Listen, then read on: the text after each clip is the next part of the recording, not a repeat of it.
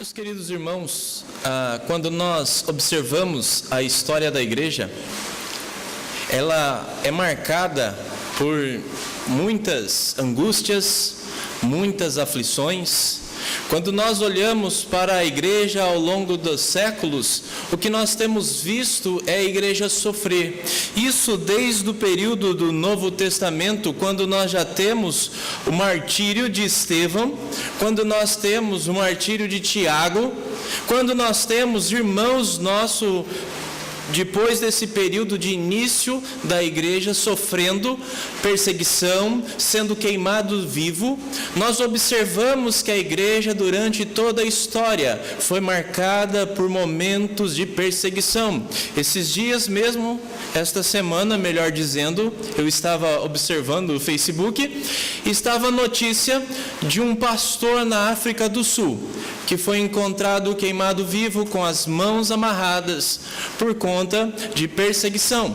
Essa é a história da igreja. Quando nós olhamos para trás e nós vemos como ela tem sido marcada. Os momentos difíceis, mas não só os momentos difíceis em relação à perseguição física, mas também os grandes momentos que a igreja teve que enfrentar contra aqueles que vinham tentar destruir a igreja através dos seus falsos ensinos.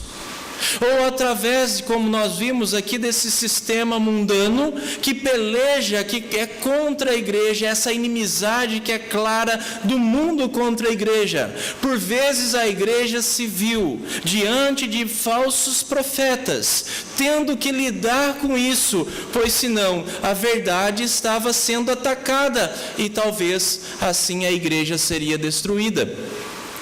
A igreja é marcada por isso, irmãos, por lutas, por sofrimentos, por angústia, por perseguição, por peleja, por batalha, por guerra.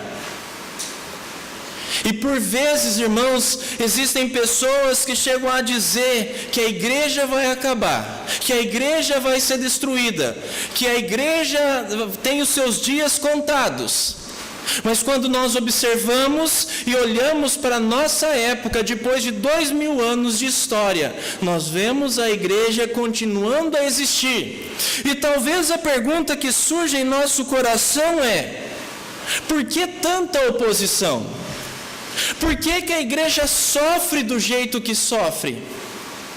Por que nós temos enfrentado ao longo de tantos anos tantos problemas?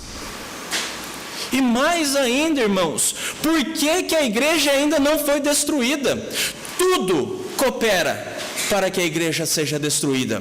Agora mesmo na oração do nosso irmão seminarista, quando o nosso irmão presbítero pediu para que ele orasse, o sistema está contra a igreja.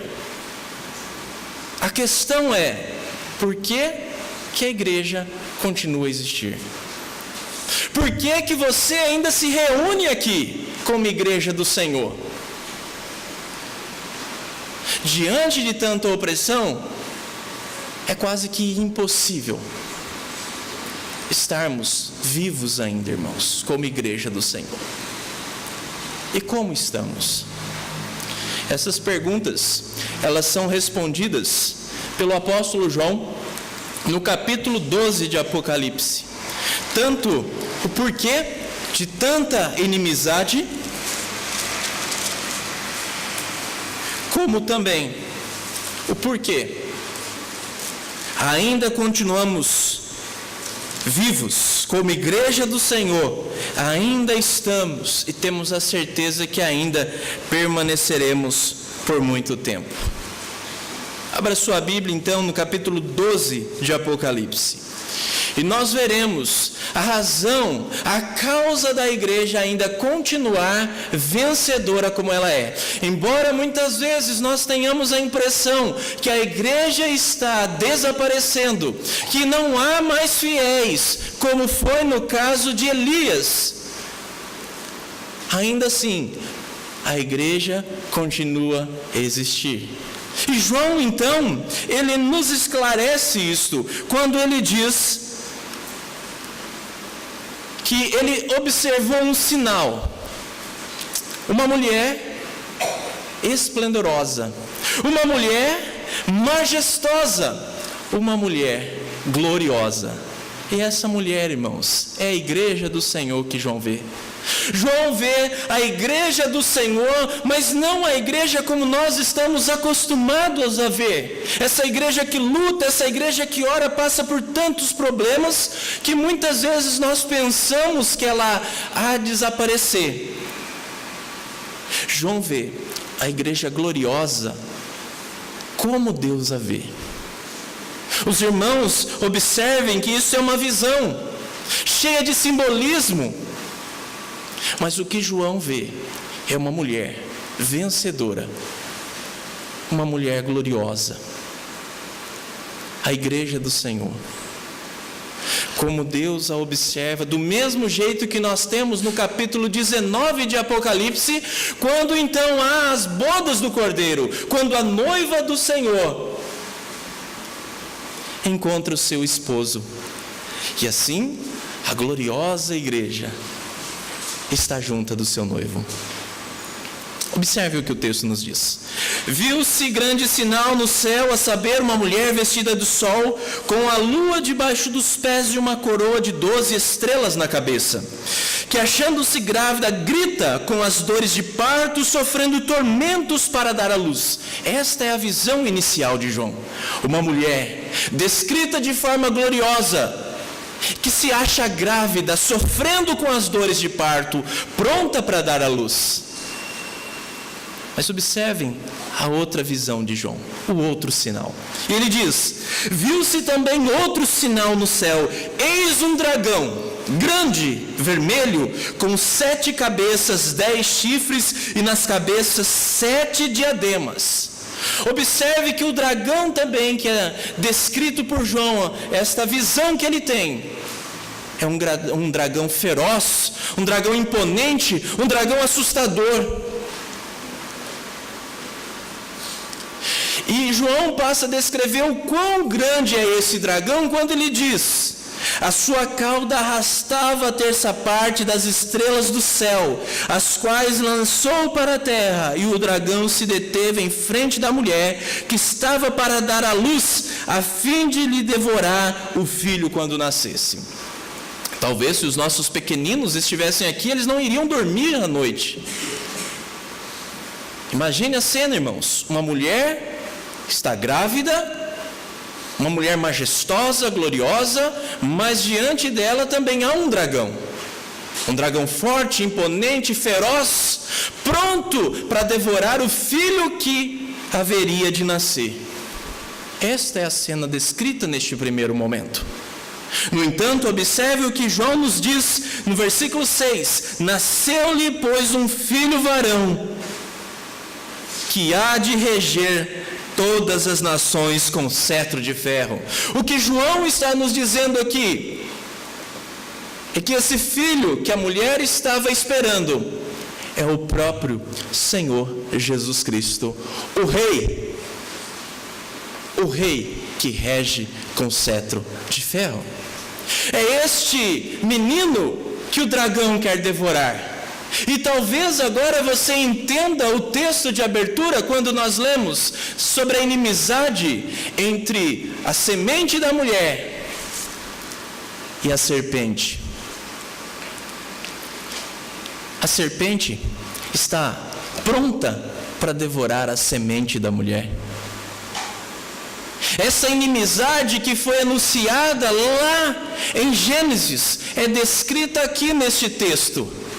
Essa inimizade que permeia toda a existência da igreja, toda a existência do povo de Deus, é descrita aqui neste capítulo 12, irmãos, onde o Satanás, como ele é visto no versículo 9, ele está pronto para devorar o Messias, aquele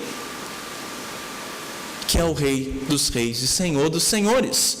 No entanto, irmãos, observem o que João continua vendo. O seu filho foi arrebatado para Deus até o seu trono. O que nós temos diante de nós? O nascimento de Jesus e agora a sua ascensão. O diabo pronto para devorar Jesus, fazendo de tudo durante o ministério de Jesus para destruir Jesus. Mas tudo isso em vão. Tudo isso em vão.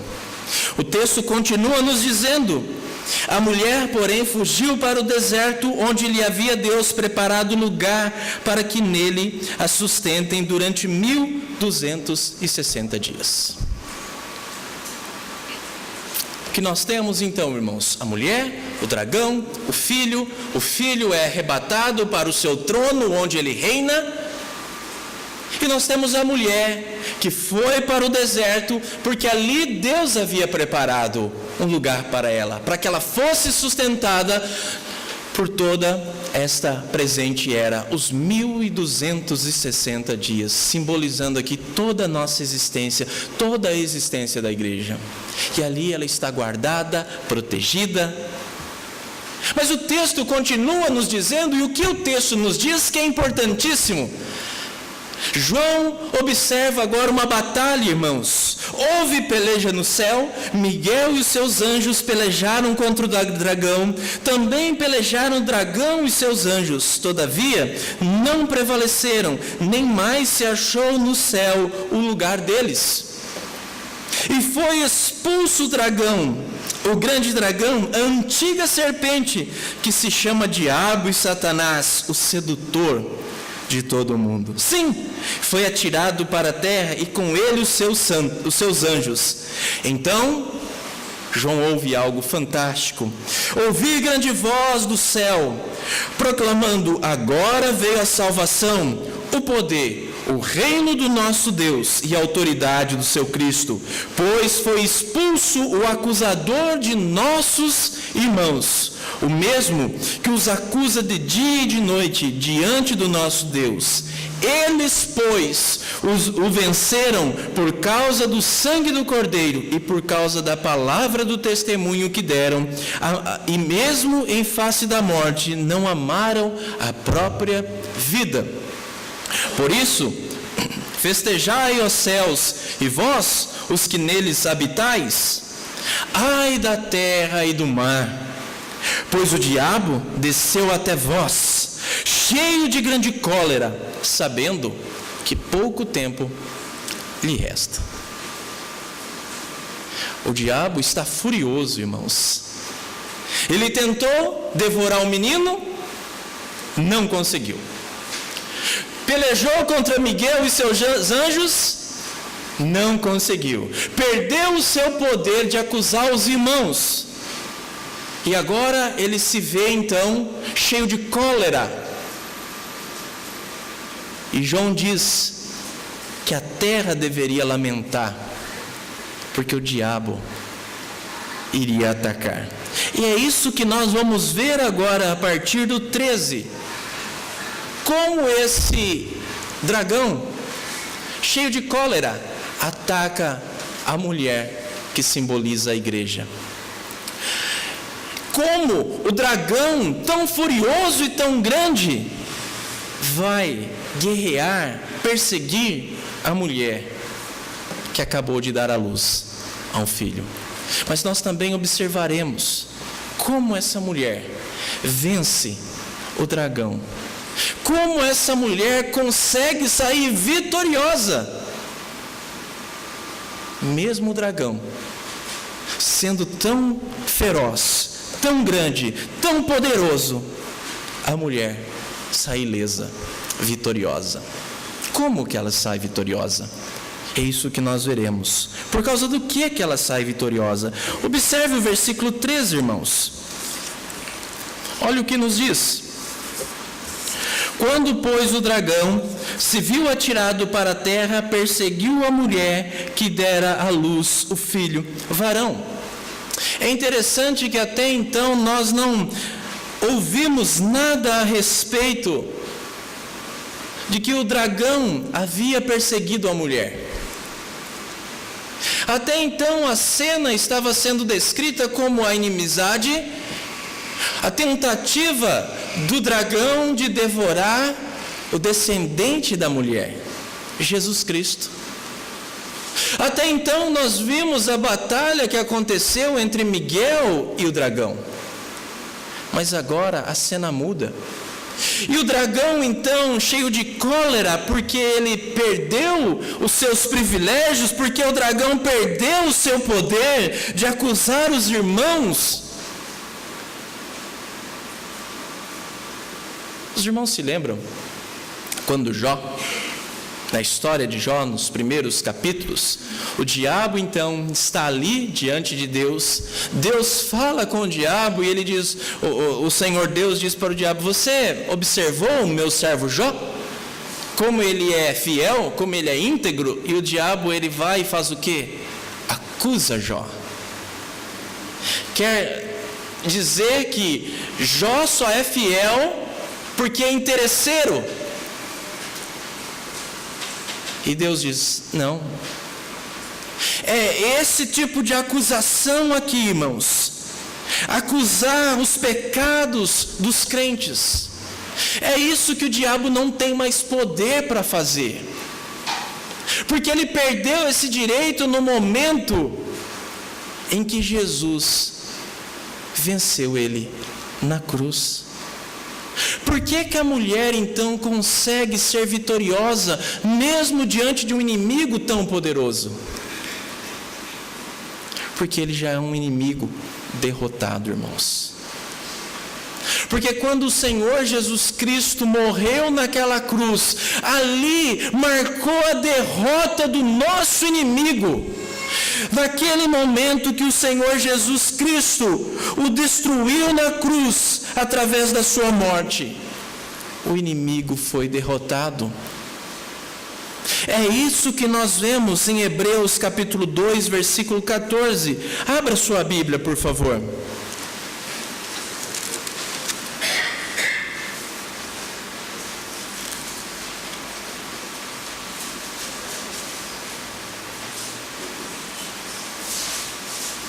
Hebreus capítulo 2, versículo 14. Visto, pois, que os filhos têm participação comum de carne e sangue, destes também ele igualmente participou, para que por sua morte destruísse aquele que tem o poder da morte, a saber, o diabo, irmãos. O diabo é um inimigo vencido. Por isso que a igreja foi capaz de sair ilesa dessa tão grande perseguição. Quando o Senhor Jesus Cristo naquela cruz morreu por nossos pecados, para que nós pudéssemos ser reconciliados com Deus, quando o Senhor Jesus Cristo expiou ali na cruz os nossos pecados, o inimigo foi derrotado. E ele não tem mais poder sobre a igreja, ele não tem mais poder para acusar os irmãos. E o texto, quando nós lemos o que João diz, a ascensão do Senhor Jesus Cristo, quando ele é assunto ao céu, ele se assenta à destra do Pai e reina no seu trono de glória. Nós, irmãos, entendemos que o Senhor Jesus Cristo está reinando nesta presente era. Embora nós não enxerguemos o reinado visivelmente de Cristo, nós cremos que Cristo está reinando e reina com cetro de ferro. O Senhor Jesus Cristo reina não só no coração dos seus, mas ele reina através da sua igreja. Ele reina através do Espírito Santo falando por meio da sua igreja. Ele reina através da palavra sendo pregada pela sua igreja. Ele reina quando chega o evangelho e as trevas são dissipadas. E aqueles que pertenciam às trevas agora são arrancados das trevas, porque o inimigo está derrotado. E são transportados para o reino da luz, ou o reino de Cristo. Os irmãos se lembram quando Jesus, ele estava na terra, e como os demônios agiam diante dele?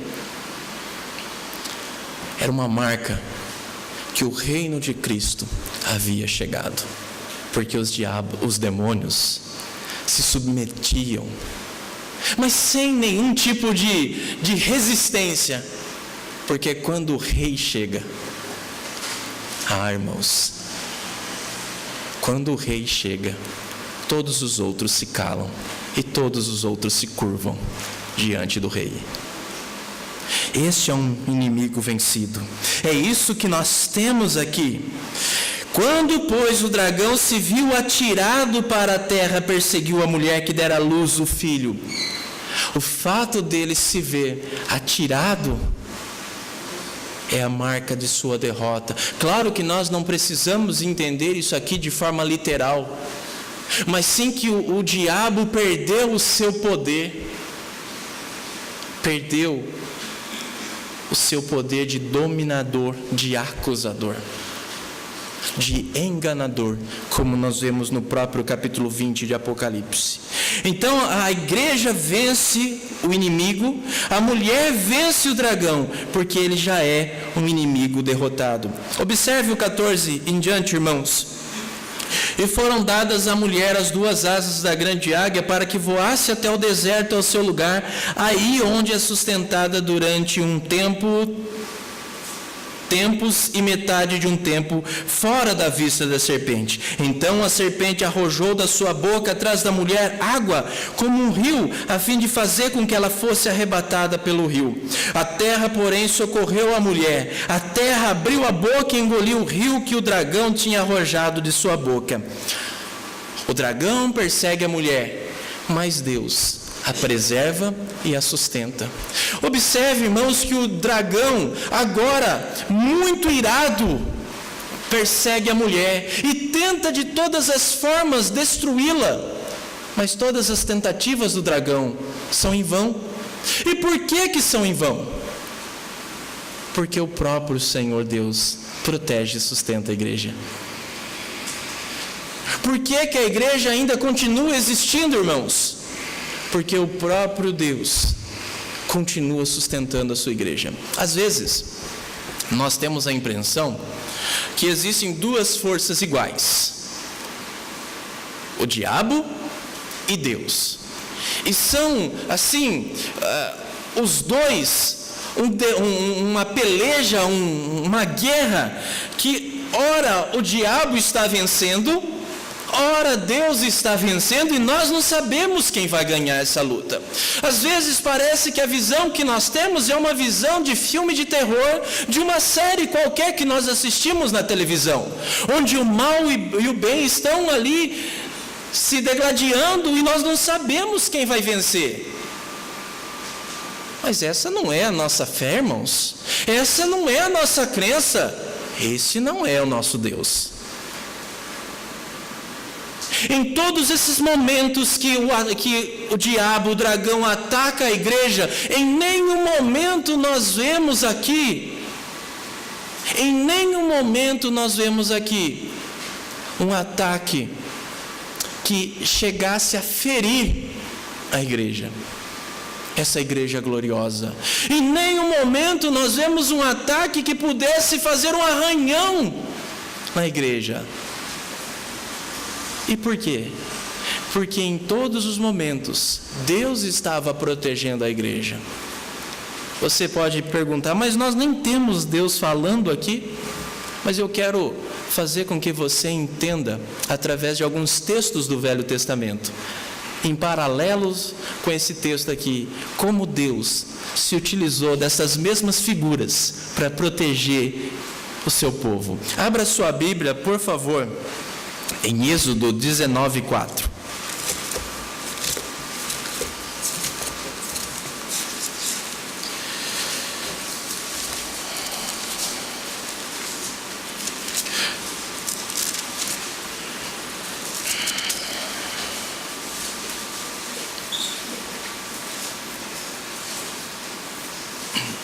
Aqui nós estamos no contexto do povo que saiu do deserto. Deus fala com Moisés aqui, e olha o que Deus diz a Moisés, no versículo 4: tendes visto o que fiz aos egípcios. Os irmãos se lembram muito bem do texto que nós lemos, quando os egípcios foram destruídos no Mar Vermelho.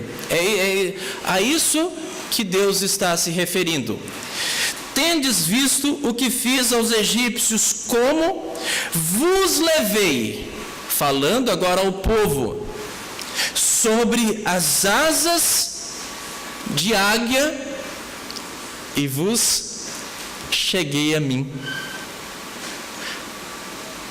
A simbologia mostra que Deus usou a águia para proteger o seu povo, para trazer o povo do Egito até ele, trazer em segurança. O que João quer dizer aqui com essa expressão que Deus deu as duas asas da grande águia à mulher é que Deus está protegendo, da mesma forma que Ele protegeu o povo, que Ele tirou o povo do grande inimigo que era Faraó e os egípcios, que também eram instrumentos de Satanás. Da mesma forma, Deus está sustentando e preservando a sua igreja. Observe ainda o que diz agora Êxodo capítulo 15, versículo 9, que é o texto que nós lemos.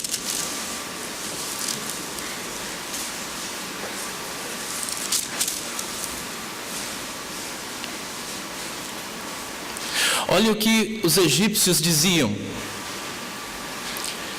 O inimigo dizia: perseguirei, alcançarei, repartirei os despojos, a minha alma se fartará deles, arrancarei a minha espada e a minha mão os destruirá. Isso os egípcios, é a mesma intenção que o diabo, que o dragão tinha, de destruir a igreja.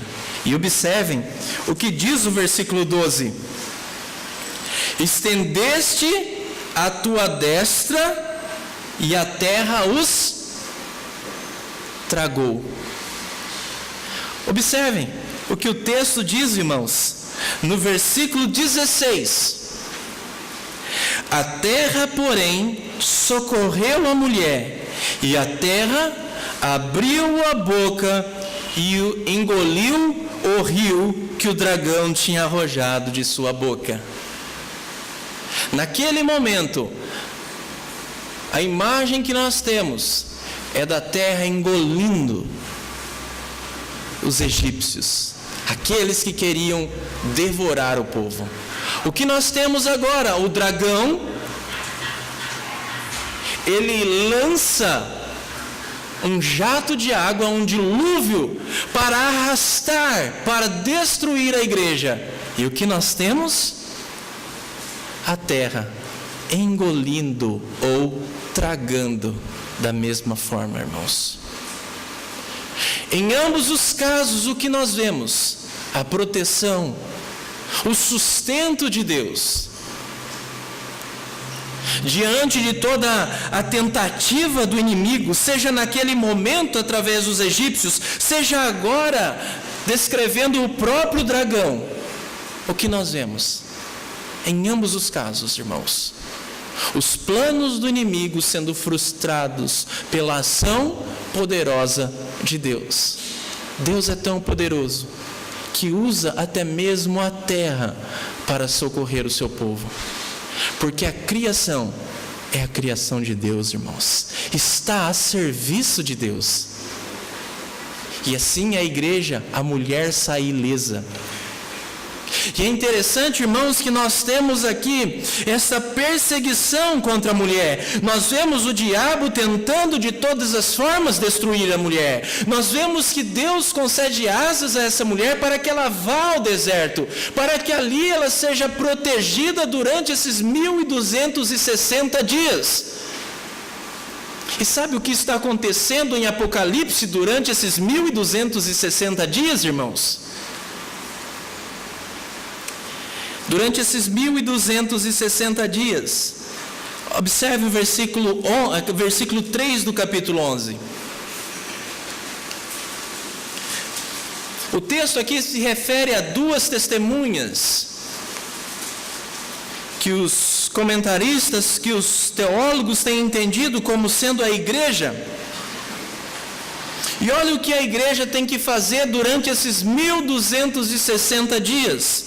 Darei as minhas duas testemunhas que profetizem por 1260 dias, vestidas de pano de saco. Então nós temos a igreja sendo protegida, no texto que nós lemos, mas também nós temos a igreja cumprindo a sua missão de profetizar, ou seja, de anunciar o evangelho da salvação. Mas sabe o que nós temos também neste mesmo tempo, irmãos? Neste tempo, 2 tempos e metade de um tempo, observe o que diz o versículo 5 do capítulo 13.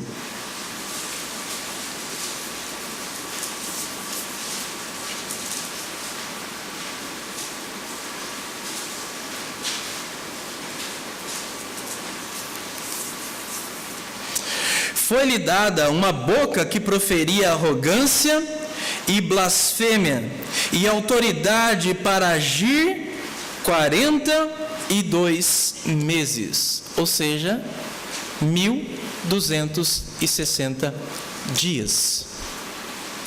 Aqui está a besta descrita no capítulo 13, a besta que emerge do mar. Ela tem autoridade e durante esses 42 meses ela proferirá blasfêmia. Mas observe o que diz o versículo 7 ainda deste capítulo. Foi-lhe dado também que pelejasse contra os santos e os vencesse. Olha o que nós temos nesta mesma quantidade de dia.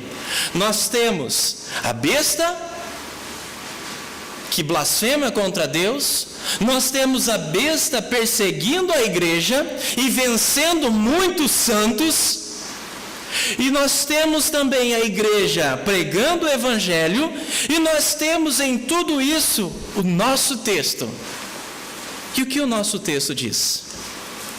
É que a igreja está sendo sustentada durante esses 1260 dias, ou 42 meses, ou tempos e metade de um tempo, sendo sustentada e preservada por Deus. É isso que nós temos aqui. E assim então o texto vai nos descrevendo como a igreja tem vencido o diabo, o dragão. Primeiro, porque ele é um inimigo derrotado. Segundo, porque é Deus quem preserva e sustenta a sua igreja.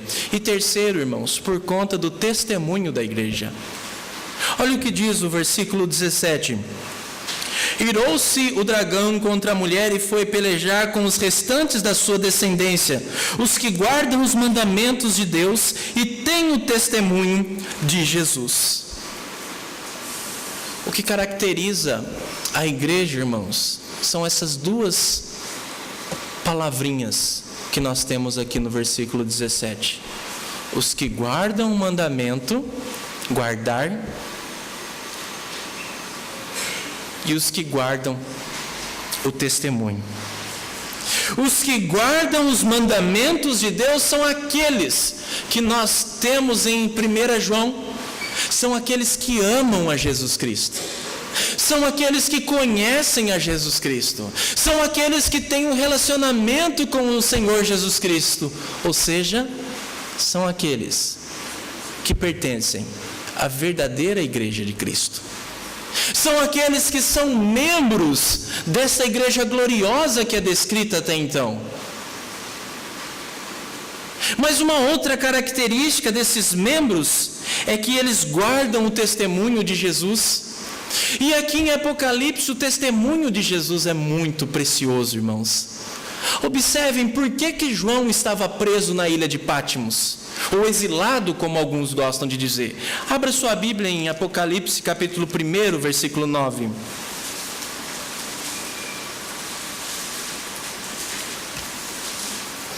eu, João, irmão vosso e companheiro na tribulação, no reino, na perseverança em Jesus, achei-me na ilha chamada Pátimos, por causa da palavra de Deus e do testemunho de Jesus. O testemunho de Jesus em Apocalipse é muito importante, porque é exatamente por conta do testemunho de Jesus é que as pessoas estavam perseguindo os cristãos na época de João. É por conta do testemunho de Jesus que João estava nessa ilha. É por conta do testemunho de Jesus que João vê as almas dos decapitados, conforme diz o capítulo 6, verso 9. Se você não quiser abrir, não tem problema, eu leio. Quando ele abriu o quinto selo, vi debaixo do altar as almas daqueles que tinham sido mortos por causa da palavra de Deus e por causa do testemunho que sustentavam. As pessoas estavam morrendo por conta do testemunho de Jesus. E talvez aqui o diabo pensasse: aqui está a minha vitória. Da mesma forma que o diabo pensou que através da morte de Jesus Cristo, ele estava vencendo o Senhor Jesus Cristo, da mesma forma ele pensa que através da morte dos santos, ele esteja vencendo a igreja. Mas a morte dos santos em Apocalipse, irmãos, não é sinal de derrota, é sinal de vitória, irmãos. Observe o que diz o capítulo 11, ou melhor, o capítulo 12, versículo 11.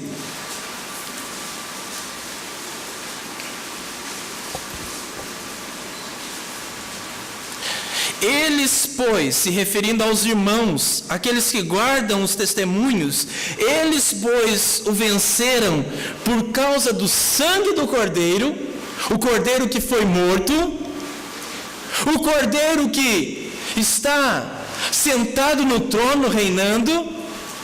Foi por causa do sangue do Cordeiro que eles o venceram, mas também por causa da palavra do testemunho que deram, e mesmo em face da morte, não amaram a própria vida. Irmãos, em Apocalipse, morrer por Cristo, por ser fiel a Cristo, por não negar a palavra de Cristo, por não negar o próprio Cristo, por não negar a fé, não é sinal de derrota, irmãos. É sinal de vitória. É a igreja vencendo o diabo. Por quê? Em Apocalipse nós vemos a besta, o falso profeta, a grande meretriz, tentando seduzir os crentes.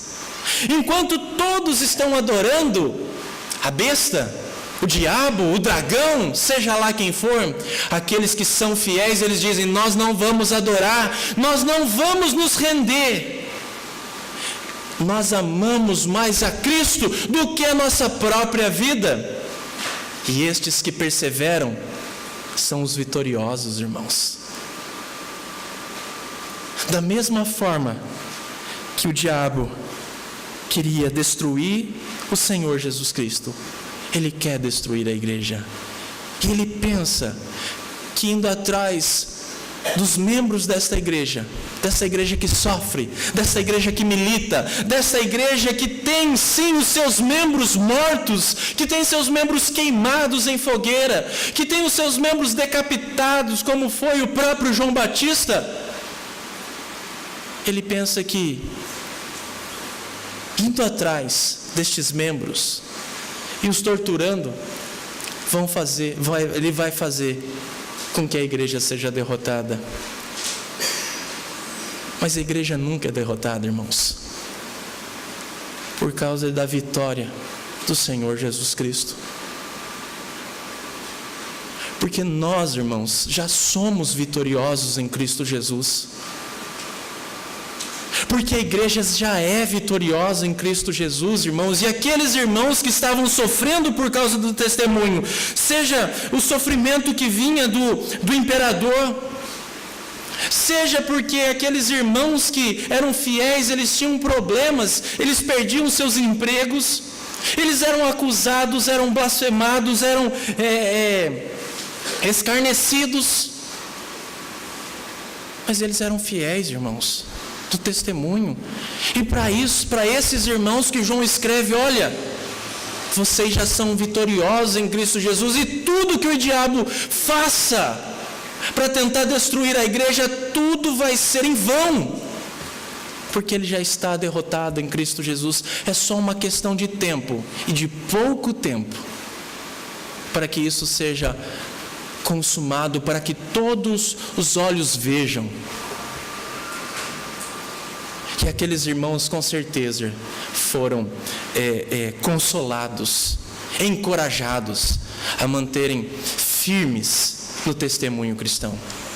Hoje, eu e você, nós não sofremos perseguição física, pelo menos, mas nós estamos constantemente sofrendo ataques contra a nossa fé. E hoje, como aqueles irmãos no passado, nós somos chamados a guerrear, irmãos. Nós estamos numa guerra, embora os nossos olhos não consigam enxergar o verdadeiro inimigo. Há um inimigo que é forte, embora esteja derrotado. Há um inimigo que é persistente, embora esteja derrotado.